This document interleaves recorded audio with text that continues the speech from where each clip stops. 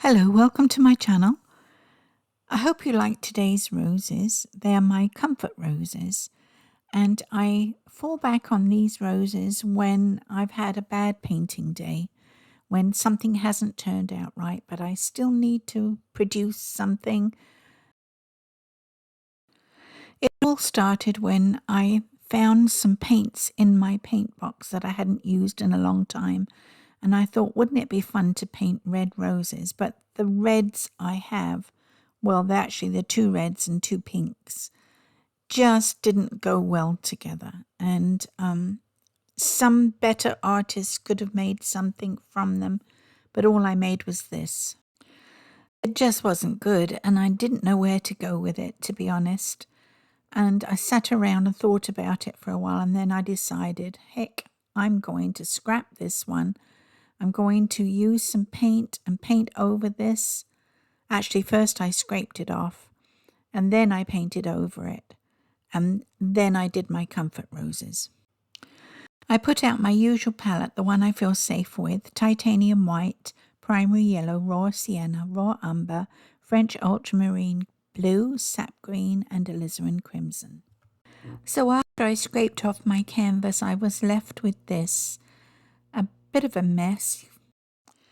I thought I'd go for my usual background without painting away the leftovers of the roses. I put yellow in the top right, blue in the top left, and some green on the lower end of the canvas. And I blended it all in with some titanium white. I really wanted to paint a picture, but I just couldn't get that little extra energy to help me paint something different to usual. So I fell back on an old favorite, 3 pink roses, and tried that. And I think the final painting was quite successful. And I found it comforting to paint a familiar painting, to do a familiar work. It was very comforting. I don't know if other painters, other artists find it comforting to do familiar paintings, something they've done before a bazillion times, but I do. And I just needed that today. I think I should have done a landscape. If you look at this painting at this point, you can almost see a landscape in there. You can see houses, and you can see water and trees and a sky. But I wasn't looking at it with my artist eye. I was simply going with what I felt like painting, and that was 3 pink roses. That's my go-to when I need to paint but haven't any idea what to paint. I paint 3 pink roses.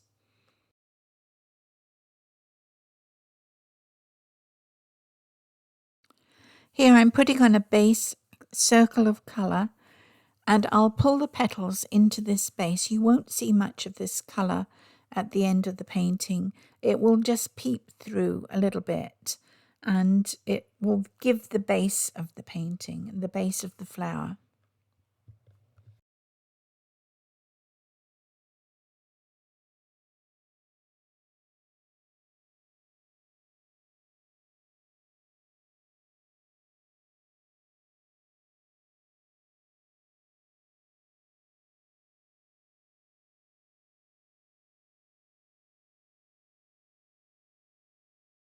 I'm using the edge of my flat brush to pull in the stems. I usually use a liner brush to do this, and it's much easier with a liner brush, so don't copy this idea. You'll find it much easier if you use a rigger, as it's called, which is because they use them to paint the rigging in old sailing ship paintings. It's also called a liner, which is what I mostly call it. And I'm also putting in the leaves. I'm just putting a blob where the leaf will be, and I'll pull in from the outer edge into the center vein, the actual leaf shape. They grow in sets of 3 on roses, as far as I've seen. I don't think that I've seen anything else. And I usually try and get an odd number of whatever I'm painting, because I think it's more attractive to look at. I like to pull in the petals using a slightly paler colour than the base colour, and I pull them in from the outer edge of the circle in toward the centre, and I do sort of 2 strokes for each petal, and I do the ones that we can see well, then I do those with a 3/4 inch flat. And using the same flat brush, I paint the ones that we only see the top of. The top of those petals is all that's visible to us. And I do a sideways swipe for those. And you just get a sort of oval shape for that. And it gives the impression that you're looking down on those petals. They're foreshortened. This lower right rose is facing the right, so all the petals will be painted in that direction, and I'm trying to keep a little bit of shadow in there. I find it a little harder with roses than with other flowers, and I quite often have to go back in and put my shadow color in after I've managed to paint it out. So it's a little strange, but I get there in the end.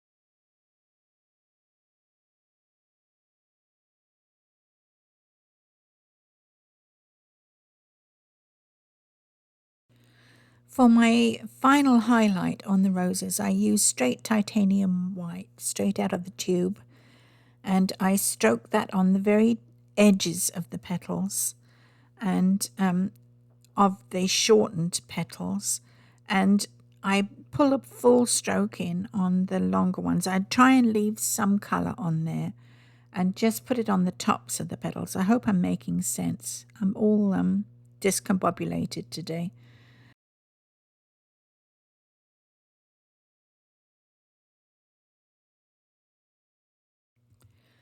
For the leaves, I do the same thing. I pull the stroke of a flat brush from the outside edge in toward the center of the leaf, where the center vein would be, although I haven't yet put those in. And I've always done it that way. You have to decide, once you've got your mid-tone down, where the light is coming from. Everything that's in direct line of the light will be highlighted. Everything that's on the opposite side or overhung by a blossom or another leaf will be in shadow. I know not everybody's into videos. I'm working on some books which will make a great gift for those people who don't like watching videos. And there'll be all kinds of flowers, landscapes and seascapes. And I hope you'll enjoy those. Those will be available on Amazon when I've got them finished. The first one should be coming out in the next couple of weeks, and it will be a flowers book.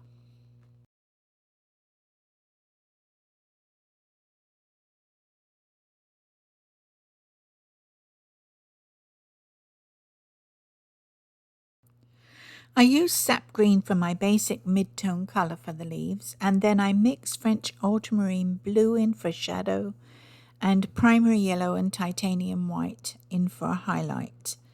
And for those leaves that might get much more light, say on the top of a tree, I would just use straight titanium white. You know how they shine very bright, don't they, some leaves, when you see them on the top of a shrub or top of a tree. And so I just use the straight titanium white for that. I'm also putting alizarin crimson on my stems. I got into the habit of doing this quite a long time ago. I just love the look it gives. It makes the stem look a little bit woody and gives it some interesting color. I think different colors on the stems make them look interesting. because they're not very interesting without it, are they? They do have a few thorns around. I put the thorns, I sort of stagger the thorns along the stem, one on one side and then a little further up another one on the opposite side. And I try and get as much colour as I can in my stems and leaves, because I think the more colour you can get into the painting in little touches here and there make it more interesting. The nice thing about alizarin crimson is that it's a transparent colour, and you sort of don't quite see the other colour shown through, but you do see a sort of depth of colour when you add a transparent colour over the top of something. And I like that look. I like the way it adds that extra depth to the situation.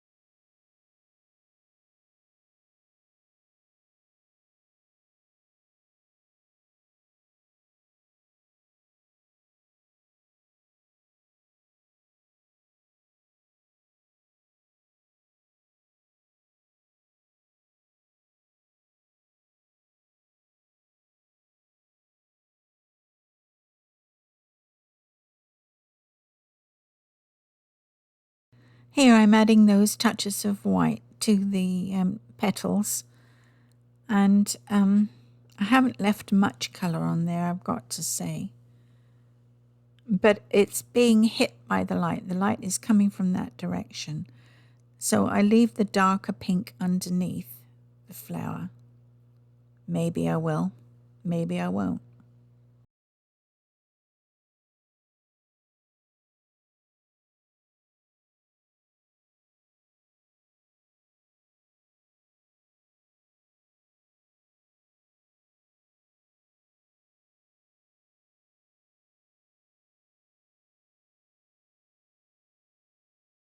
The light and the shadow on a flower make all the difference. Getting that contrast in there brings it to life, gives it some form, and just makes it very rose-like. I love to paint roses. They're one of my favourite flowers to paint. One of the easiest is to paint a hydrangea. I'll do another one of those for you.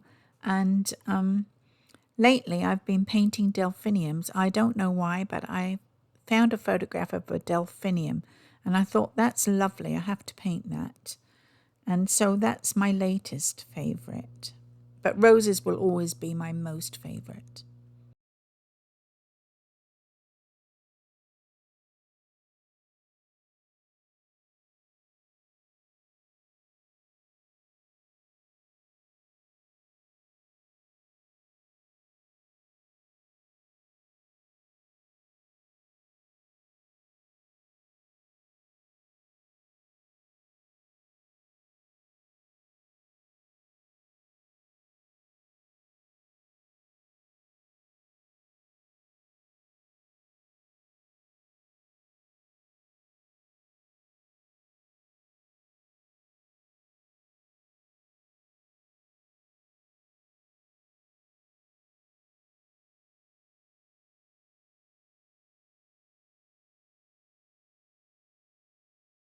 I made a little mistake here, so I decided to put some leaves on top just to take the viewer's eye and to distract from my problem area.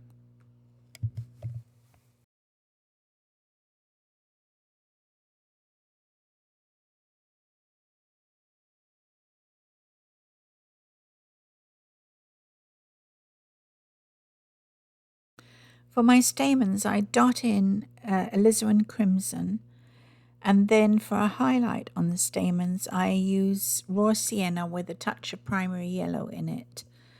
And sometimes I add alizarin to that as well. It depends how pink I want it to look. But I think today I just used raw sienna and primary yellow. Made a sort of orange color and dotted that on top just a little bit, just to give a little highlight to the stamens.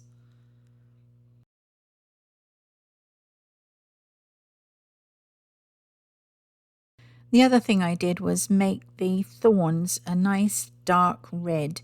They're very dangerous looking, these thorns.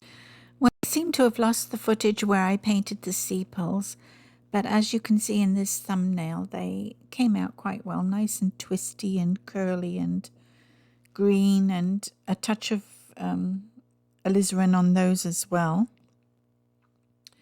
And I want to say thank you very much to all of you who have subscribed to my channel. That helps the algorithm find me, and I'm very thankful to you who've done that. And please like and subscribe, and that helps my channel grow. And thank you very much for watching this video. It's a bit of a mess, but I hope you get something from it. I enjoyed painting it. It calmed me down after I made the fiasco with the red paint, and I felt all things turned out fine in the end. So thank you again, and I'll see you next time, and hopefully I'll have it together.